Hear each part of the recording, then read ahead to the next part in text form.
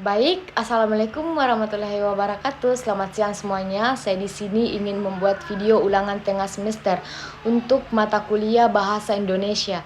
Tak lupa juga perkenalkan, nama saya Andi Hernisa, biasa dipanggil Nisa dengan NIM 25 25 09 30 81 10 001 dari manajemen kelas A angkatan 2025. Oke, pertama-tama saya ingin menjelaskan tentang sejarah bahasa Indonesia.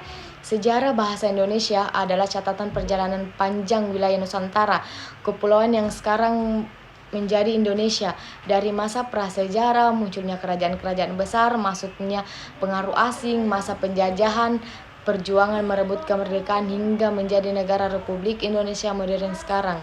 Indonesia adalah negara yang memiliki lebih dari 700 bahasa daerah, tapi hanya ada satu bahasa yang kita junjung tinggi, yaitu bahasa Indonesia.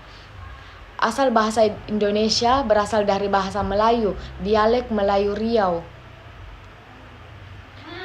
Fungsi kuno adab ketujuh, sejak masa kerajaan Sriwijaya, bahasa Melayu sudah menjadi lingkungan franca atau bahasa perhubungan dan perdagangan di seluruh Nusantara. Bukti sejarah ditemukannya prasasti-prasasti kuno seperti prasasti Kedukan Bukit tahun 683 yang menggunakan bahasa Melayu kuno. Alasan dipilihnya: 1. Struktur bahasa sederhana dan mudah dipelajari. 2. Tidak memiliki tingkat tutur yang rumit, tidak membeda-bedakan status sosial. 3. Sudah tersebar luas di seluruh kepulauan. Penetapan nama dan kedudukan. Sumpah Pemuda 28 Oktober 1928, foto bersejarah Kongres Pemuda II, lalu tampilkan teks Ikrar ketiga. Peristiwa dalam Kongres Pemuda II, perwakilan pemuda dari berbagai suku untuk berikrar. Ikrar ketiga, kami putra dan putri Indonesia menjunjung bahasa persatuan, bahasa Indonesia.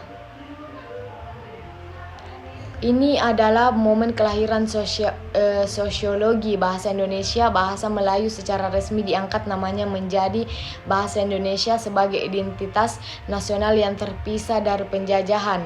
Proklamasi dan Undang-Undang Dasar 1945 atau 18 Agustus 1945. Peristiwa sehari setelah proklamasi kemerdekaan, kedudukan resmi bahasa Indonesia secara resmi ditetapkan bahasa negara, tertuang dalam Undang-Undang Dasar 1945 Pasal 36. Kesimpulan inti penetapan ini merupakan yuridis atau hukum tertinggi, menjadikannya bahasa resmi di semua aspek kehidupan negara, pendidikan, dan kepemerintahan. Perkembangan ejaan. Sejak merdeka, bahasa terus distandarisasi dan disempurnakan melalui perubahan ejaan. Dari Van Opsuysen, Suewandi hingga EYB dan Puebi. Pengayaan kosakata. Bahasa Indonesia sangat dinamis, terus menyerap kosakata dari bahasa dan bahasa asing. Kerta bahasa Arab, Belanda, Inggris untuk keperluan ilmu pengetahuan modern. Pengakuan UNESCO pada tahun 2023, bahasa Indonesia ditetapkan sebagai bahasa resmi Sidang Umum UNESCO. Ini adalah pengakuan internasional yang besar.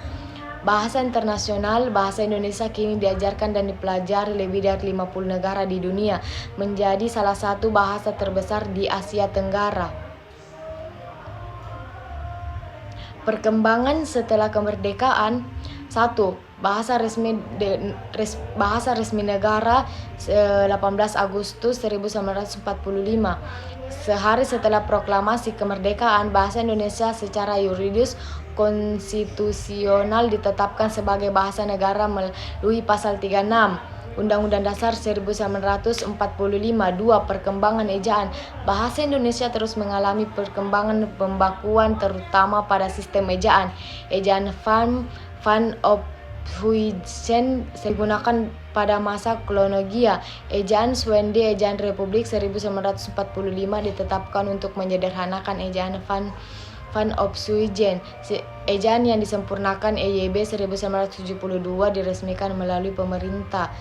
menjadi tonggak penting dalam pembakuan. Ejaan Bahasa Indonesia EYB 2015 diperkenalkan sebagai pengganti EYD. Ejaan yang disempurnakan EYD edisi V 2022 kembali digunakan pedoman terbaru. 3. Kedudukan dan fungsi saat ini. Bahasa Indonesia memiliki kedudukan ganda sebagai bahasa nasional, lambang kebanggaan, lambang identitas nasional, alat pemersatuan berbagai suku, budaya, dan bahasa.